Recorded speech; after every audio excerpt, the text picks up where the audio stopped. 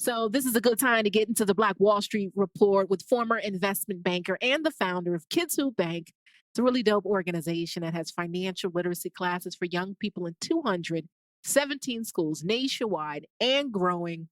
I always tell people if you'd like to bring your kids up on finance and teach them how to bank and how to use money, you want to talk to this sis, email her at info@kidswhobank.com. But right now, give your attention to the super dope and talented Jatali Bellanton.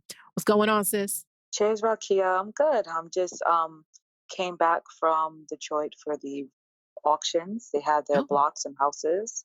So oh, just looking at investment out there. wow. Really? Yeah. How's that looking out in Detroit? I like it personally. For me, it's not things that I would keep, but things that you can flip within less than a year. I Mm, like them for that. But if you're into long term as well, there are a lot of people who are purchasing properties near the water out there, like the lake, which they're trying to keep them more long term and they're good for rentals and Airbnb out there. So, I like it out there. interesting. Interesting. All right. Well, what are we talking about today? So it made me think about real estate made easy, right? Apps and websites that I think make my life easier.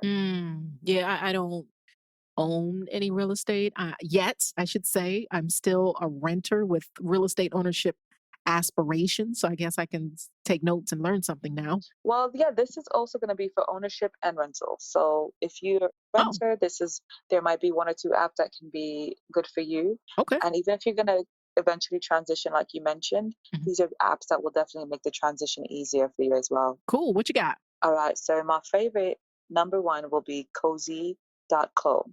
Now, Cozy Co is good for landlords and tenants. So, like, let's say when you're a tenant, you want to go rent a property, but you want to also make sure your landlord is not too crazy, and maybe you could do a background check on your landlord. Right. Cozy Co allows you to do that. So it does Mm. basically a check on the landlord, and all the information is uploaded.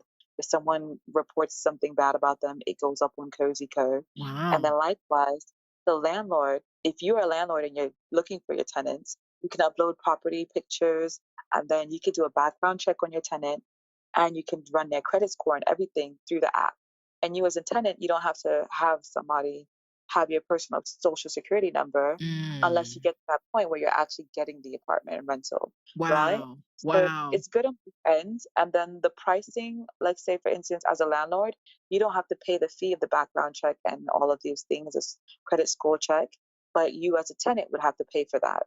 But then you're paying for your own security and peace of mind. So if I want to do a background check on a landlord, I can use this Cozy app. I can use that because I know some people who've had crazy landlords. I've had a crazy landlord, and so it's definitely not something that you think about. I'll go and look for an apartment. I'm very big on vibes and energy. Let me trust my instincts, which I do at this point in life. I do trust my instincts, but it wouldn't be a bad idea to do an actual background check. Well, to also clarify, right? They used to allow you to do like a thorough, in-depth, like see if they have a criminal past. But now for the landlords, unless someone flags them and says something negative about them on the website, that's not really there any longer. It's more on your side. But it does allow you to at least know if this person has bad reviews.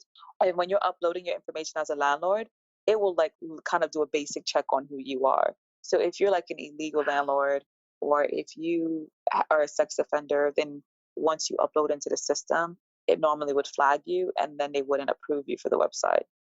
So What? That's crazy. Yeah, one time, side note, one time I love this apartment. I was in Brooklyn. I love this apartment. But at that time of my life, I didn't really trust my instincts. So I have a friend who is a psychic, right? She does tarots. So I had her do a reading. It's a true story. I had her do a reading on the landlord, and she was like, "Oh no, this guy is a problem. He's gonna be coming into your apartment. He's oh gonna my be spying God. on you. This man," like she gave the scariest reading of this landlord. I did not get that apartment, and I almost did. And she was like, "Mm-mm." I was like, he was flirting. She was like, "Mm-mm.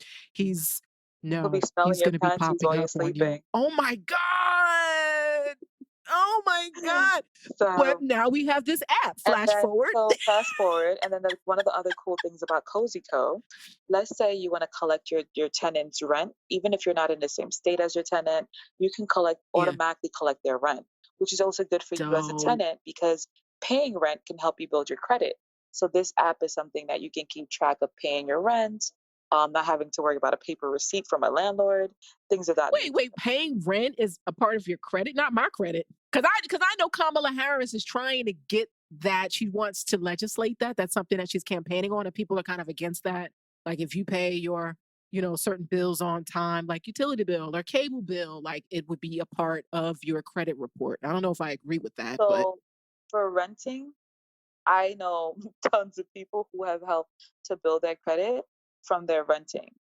Especially if you are, let's say, a tenant and a regular, not like, let's say, if you're like in someone's basement and it's an illegal residency, you cannot build your credit from that. But if it's an actual legal apartment, you can build your credit with using that.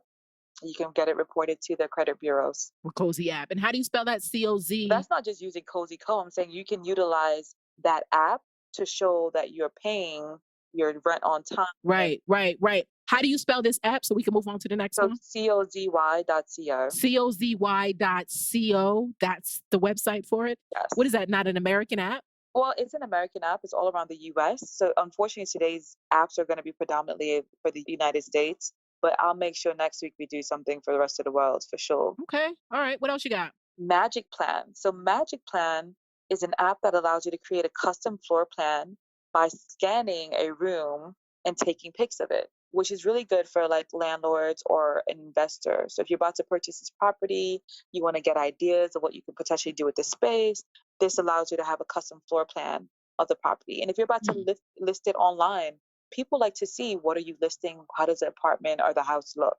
So that's another one. interesting. So what will you take a picture of it and it just uploads it? And it uploads it and creates a custom floor plan of the what you took pictures of. Wow. That's interesting.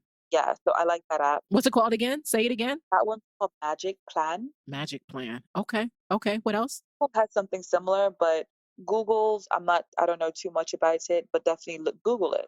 LoopNet. So LoopNet, if you're into commercial real estate, it's an app. It's kind of like the MLS of commercial real estate world. So if you're looking for buildings, rather it's for a storefront or you want to purchase a 50 tenant unit, this is a website, especially in North America, that is really good. There's LoopNet, LoopNet. Once in a while, you might even find a goodie before it hits the official market. Sometimes you might even find somebody who's listing their commercial buildings on there. And then the Mm, last but not least is Rental Meter. So Rental Meter is an online website, and like let's say if you're an investor and you want to start renting out your house hmm. or just an apartment, it's a two family. This allows you to do comparables for people in your neighborhood.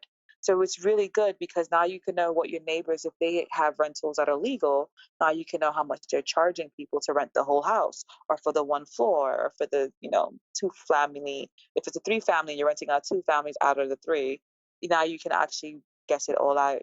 But those are some of my favorite apps. So you're saying it so you don't overprice yourself, so you can find out what other people are charging, so you're in the same You can price? either underprice it or you could be in the same price range. So what ends up happening comparables wise, if someone's looking for rental, but then they notice that your neighbor down the block, their house is $1,800 and yours is, let's say, 1,600, or yours is 2,500, but theirs was like 2,000, then you price yourself out and you're sitting there on the market wondering why no one wants to rent your place. Interesting. But this allows you to kind of see with the same kind of specs that you have, what do people who have something similar, like a three-bedroom, Mm. in your zip code, what are they And charging? what is that website again? What's that app called again? Rent-o-meter. Rentometer.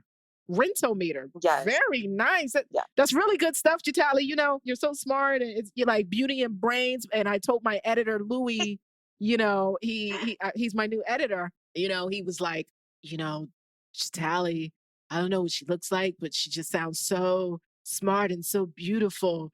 I was like, she is intelligent and really Thank beautiful. you. She is a looker, and it matches her voice and her brain. He was like, yes, just tell her. I don't know if he said to tell you, but he's listening now. So, hey, Louis, that one's for Oh, you. God. Thank you for the love. That's always great and appreciated. But yeah, this, let me tell you, it's my favorite podcast. And I told you last time, Rakia, like, you're just hilarious. I Oh, can't. But thanks. thanks for having me. I look forward to next week. So next week, in 2 weeks, when I come back, we're Yeah. going to be talking about overseas, not just here in the US, but we'll be talking about apps that I use Okay. overseas as an investor that Nice. helps me out overseas as well. Nice, nice. That's Jatali Bellanton with the Black Wall Street Report. If you want to reach out to her or get more information on her organization, Kids Who Bank, you can email info@kidswhobank.com or check her out on Instagram or Twitter at Kids Who Bank. Thanks, Jatali. Thank you, Rakia. And you look nice and summery, by the way, for your Cali. I'm Looking very Cali right chilling. now. I'm chilling. Thanks, Jatali. All right, later.